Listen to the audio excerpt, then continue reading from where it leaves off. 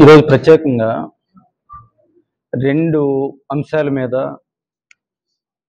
మీతో మాట్లాడదామని ఈ విలేకరుల సమావేశం ఏర్పాటు చేయడం జరిగింది. పత్రికా సమావేశం. మొదటిది,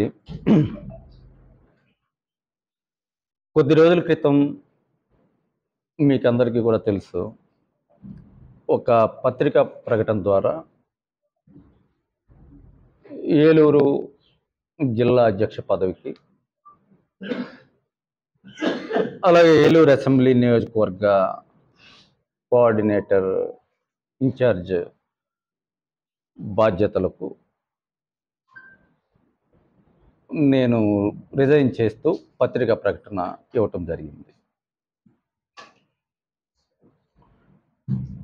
దాని తర్వాత అప్పుడు నేను పార్టీకి సంబంధించి, పార్టీ సభ్యత్వానికి సంబంధించి ఆ రాజీనామా అనే విషయాన్ని నేను ప్రస్తావించలేదు. అప్పుడు పార్టీకి నేను రాజీనామా చేయలేదు. ఇప్పుడు ప్రత్యేకంగా ఈ సమావేశం ఏర్పాటు చేసింది కూడా నా వ్యక్తిగత కారణాల వల్ల,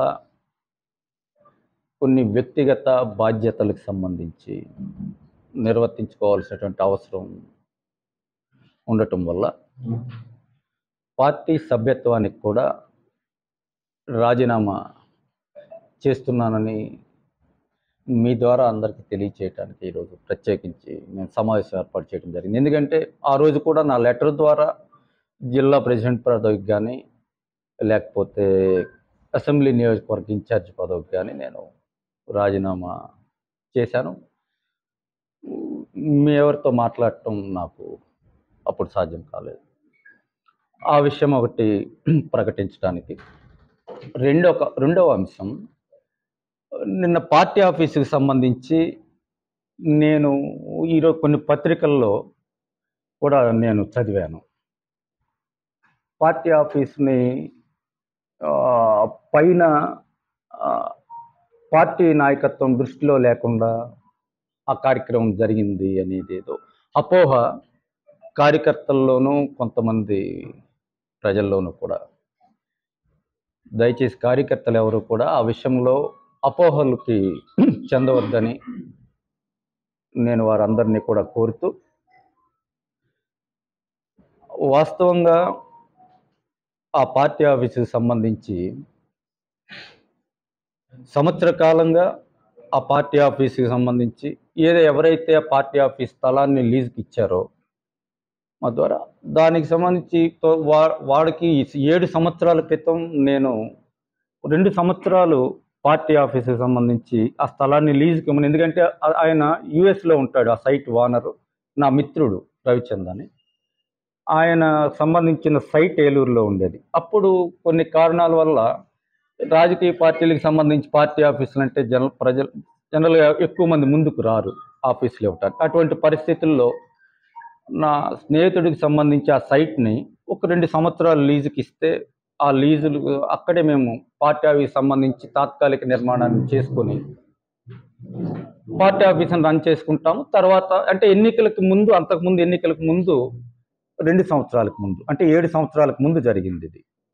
చేస్తే సరే అని ఆయన అంగీకరించడం, ఆ స్థలాన్ని లీజుకి తీసుకోవటం జరిగింది.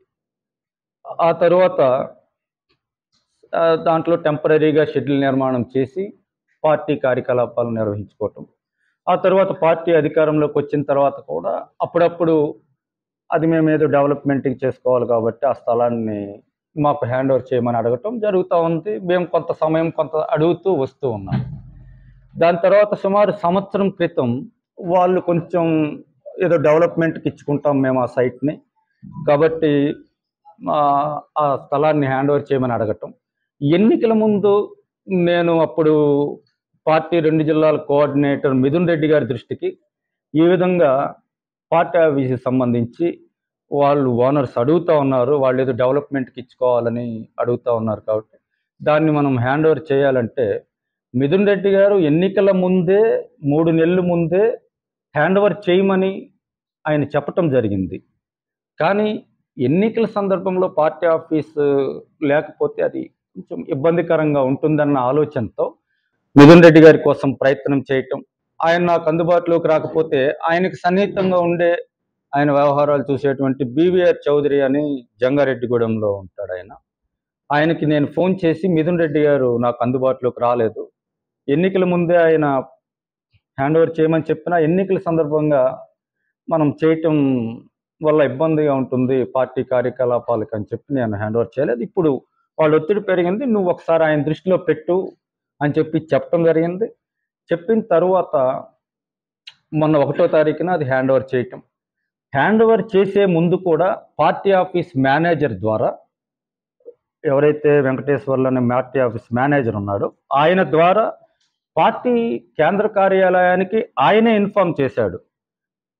చేసిన తర్వాత సరే అని చెప్పి వాళ్ళు హ్యాండ్ ఓవర్ చేయమని 15 రోజుల క్రితం చెప్పడం జరిగింది.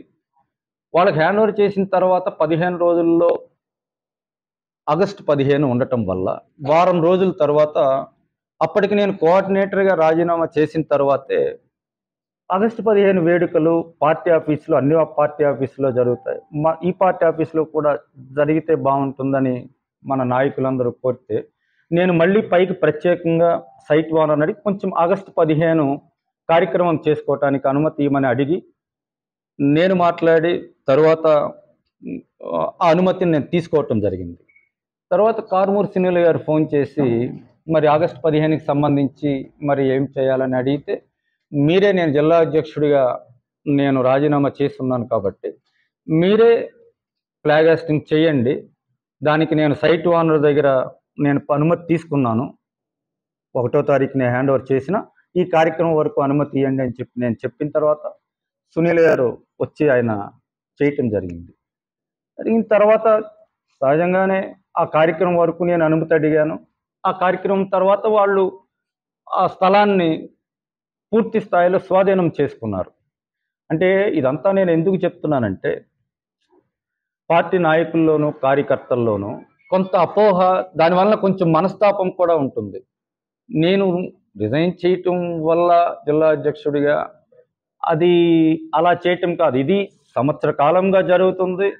15 రోజుల క్రితం పార్టీ ఆఫీస్ మేనేజర్ గారు కూడా కేంద్ర కార్యాలయానికి ఇన్ఫార్మ్ చేసిన తర్వాత వాళ్ళు సరే అని చెప్పి వాళ్ళు చెప్పిన తర్వాత, వాళ్ళు డిమాండ్లు చేసే ముందు కూడా పార్టీ ఆఫీస్ మేనేజర్ కేంద్ర కార్యాలయానికి ఇన్ఫార్మ్ చేసిన తర్వాత మాత్రమే అది జరిగింది. దయచేసి కార్యకర్తలను, నాయకులను ఈ విషయాన్ని అర్థం చేసుకోమని నేను కూడా కోరుతూ, వాళ్ళని బాధపడవలసినటువంటి అవసరం లేదని వారందరికీ కూడా విన్నవిస్తూ, ఈ 2 విషయాలని మీకు మీ ద్వారా అందరికీ తెలియచేయాలన్న ఉద్దేశంతో ఈరోజు ఈ పత్రికా సమావేశాన్ని ఏర్పాటు చేయడం జరిగింది.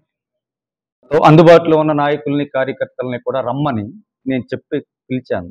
ఎందుకంటే ముఖ్యంగా పార్టీ ఆఫీస్కి సంబంధించి ఒక అపోహ, ఇది పై దృష్టిలో లేకుండా జరిగిందనే ఒక అపోహ వాళ్ళల్లో, అది కాదు, జరిగింది ఇది పైన నాయకత్వం దృష్టిలో పెట్టే ఇదంతా జరిగింది తప్ప ఇది ఇప్పటికిప్పుడు జరిగింది కాదు. అంత మూర్ఖత్వంగా ఆలోచించవలసినటువంటి అవసరం వారం రోజులకే రాజీనామా చేసిన తర్వాత వారం రోజులకే పార్టీ ఆఫీస్, అంత మూర్ఖత్వంగా ఎవరైనా ఉంటారని కూడా నేను అనుకోను. దీనికి సంబంధించి ఇప్పుడు నాకు ప్రణాళికలు, కార్యాచరణలు, భవిష్యత్, దీని గురించి నాకు అసలు ఆలోచనే లేదు. నేను ఇప్పుడు పూర్తిగా కొంతకాలం నేను నా వ్యక్తిగత బాధ్యతల మీద, దీని మీద నేను దృష్టి పెట్టుకోవాలి తప్ప, అదే చెప్పాను మీకు, నేను ఏదో ఆలోచనతోనో ఏదో ప్రణాళికతోనో నేను ఇది చేసే కార్యక్రమం కాదు.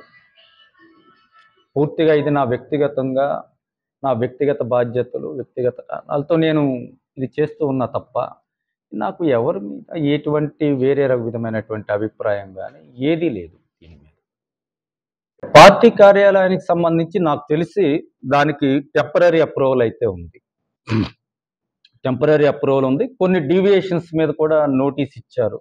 అది కేంద్ర కార్యాలయం వాళ్ళు పర్సూ చేస్తున్నారు. వాళ్ళు కోర్టు ద్వారా, వాళ్ళు న్యాయస్థానం ద్వారా ఆ వ్యవహారానికి సంబంధించి ముందుకు వెళ్తూ ఉన్నారు.